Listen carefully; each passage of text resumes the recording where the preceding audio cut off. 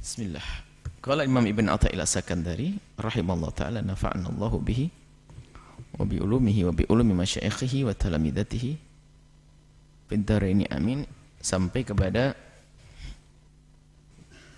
hikmah yang ke 149.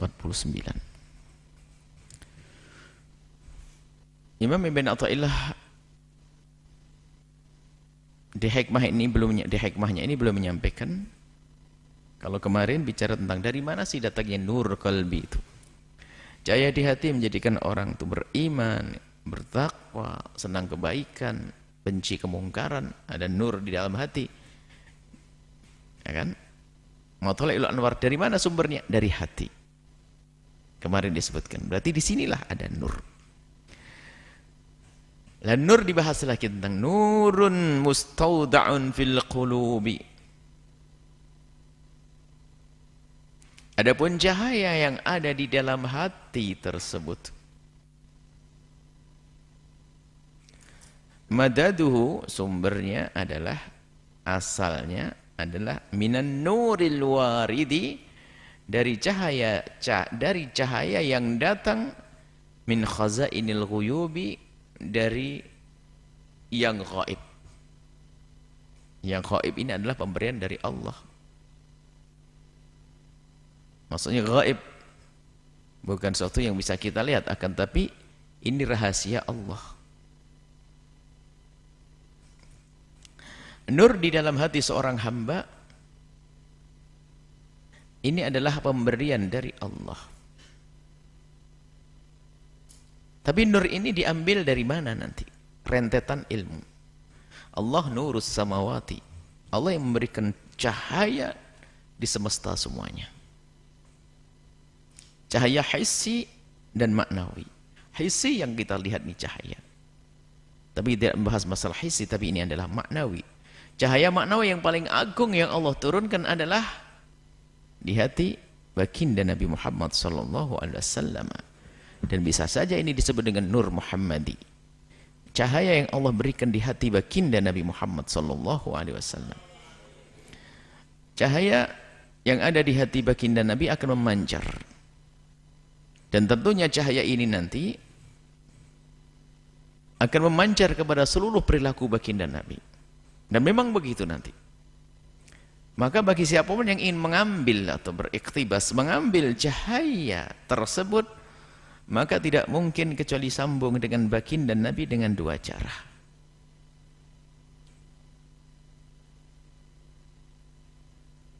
Nabi yang membagi nanti. Dalam hadis Imam Bukhari meriwayatkan, man yuridillahu bihi khairan yufaqihu fid din. Kalau Allah menghendaki seseorang itu baik, akan difahamkan tentang agama. Pemahaman ini, pemahaman yang sifatnya akli, ada yang qalbi. Pemahaman akli tidak akan cukup. Orang bisa mengerti halal haram tapi tak berguna bagi dia.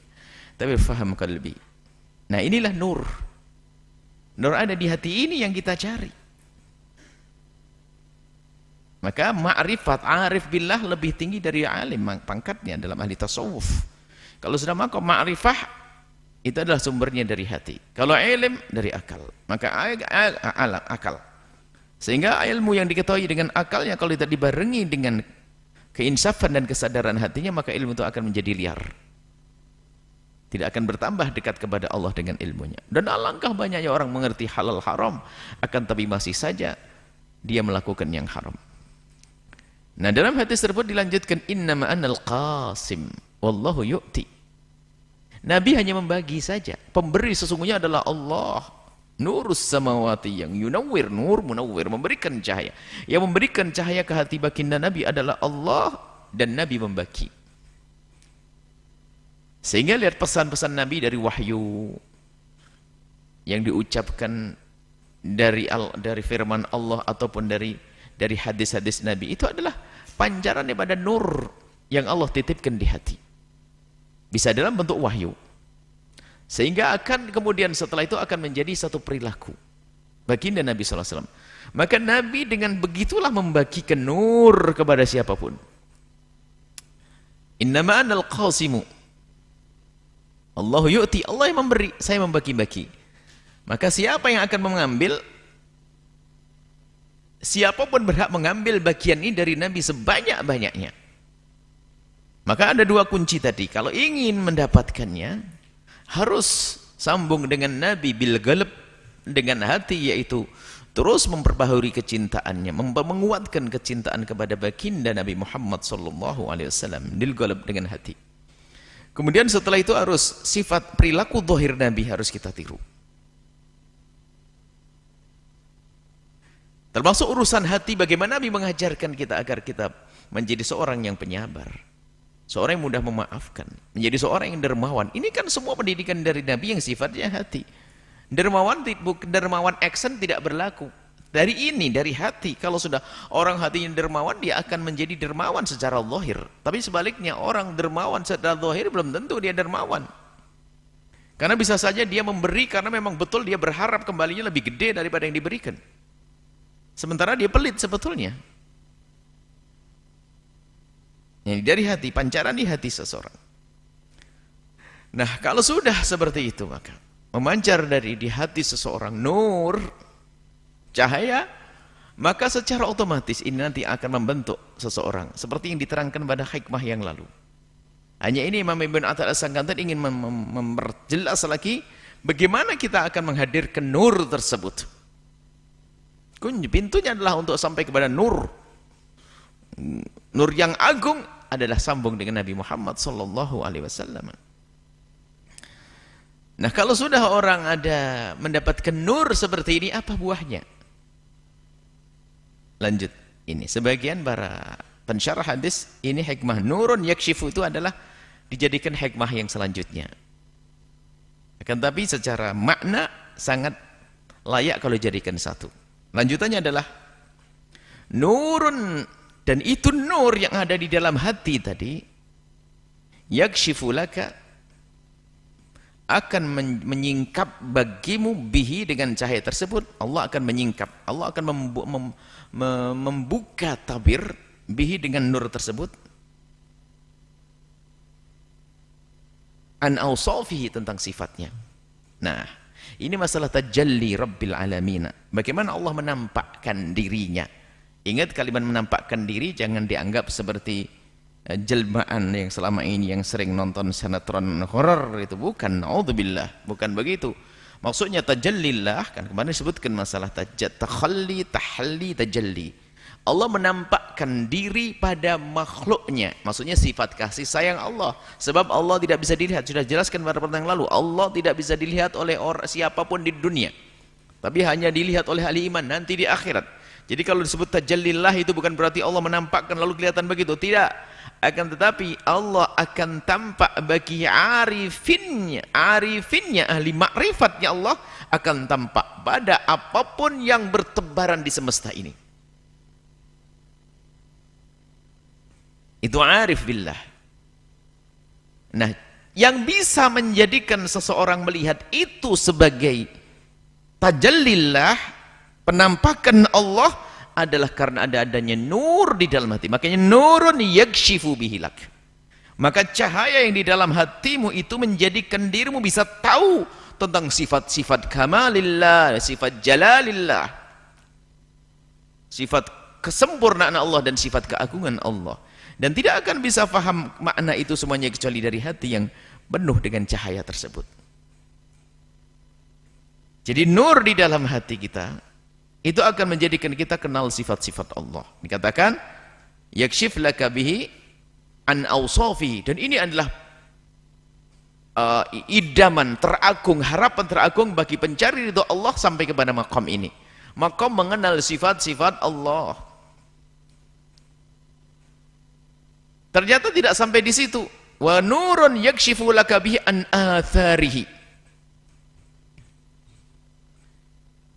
Nur yang di dalam hatimu ini akan menjadikan engkau akan disingkap tabir oleh Allah tentang athar makhluk ini semesta. Sehingga kalau orang sudah tersingkap tentang dunia ini, disingkap tabirnya oleh Allah, maka dia tidak akan tertipu dengan dunia. Jadi saat diberi kekayaan, dia tidak akan terjerumus dengan kekayaannya. Diberi jabatan tidak akan tersusun dengan jabatannya. Karena apa? Sudah disingkap tabirnya. Dunia itu seperti itu, hakirah. Dunia adalah sementara dan tidak selamanya. Dunia hendaknya kita jadikan bekal atau kendaraan menuju akhirat. Nah, ini tidak akan bisa melihat itu semuanya kecuali karena ada nur di dalam hatinya. Lagi-lagi yang lebih kita pentingkan dulu adalah bagaimana kita menghadirkan nur tersebut. Sebagian memaknai potongan hikmah Ibn Athaillah yang kedua ini adalah nurun yakshifu laka bi'an atharihi. Kalau sudah kenal awsafihi, tidak perlu.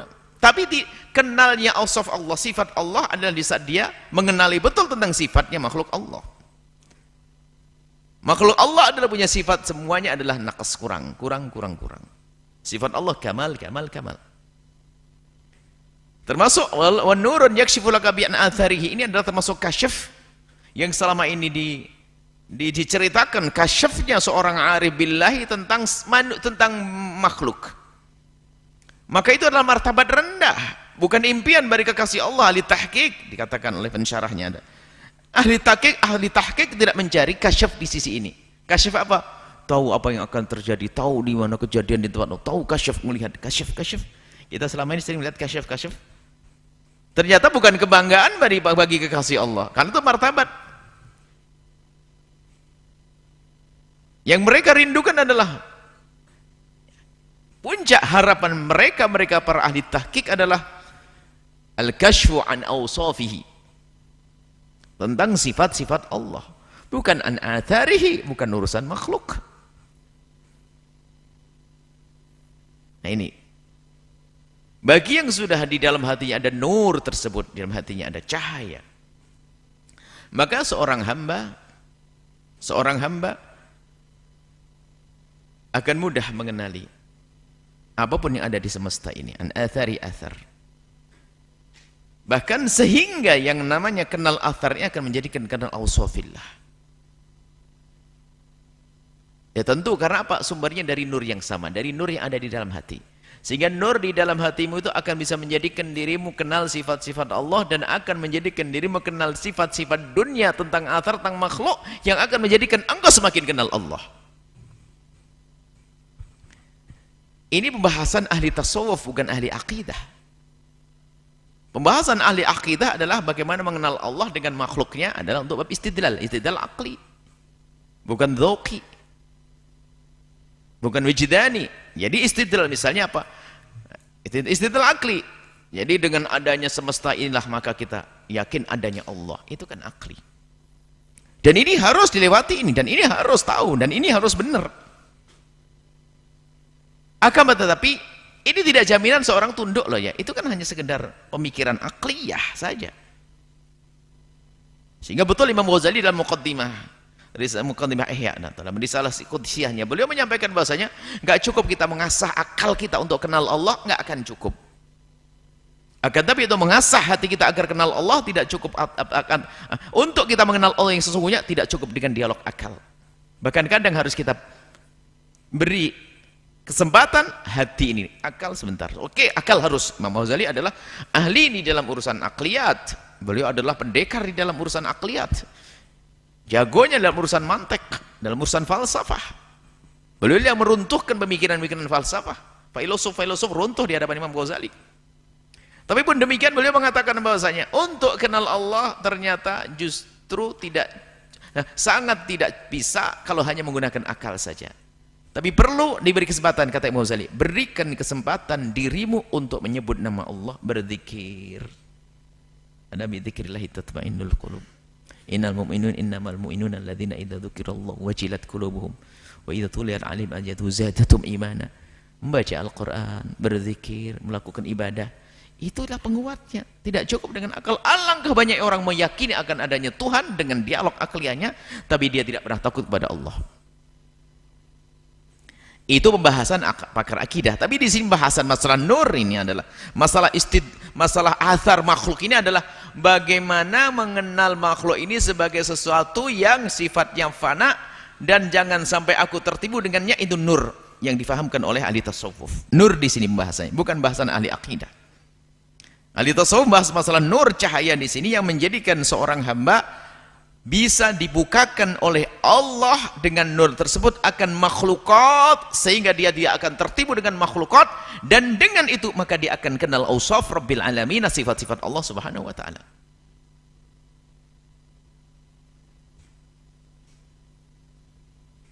Maka karena ini pembahasan tasawuf, kami hadirkan apa yang dihadirkan Imam tasawuf juga, Imam Ghazali. Maka di sini kita harus memperbanyak berzikir,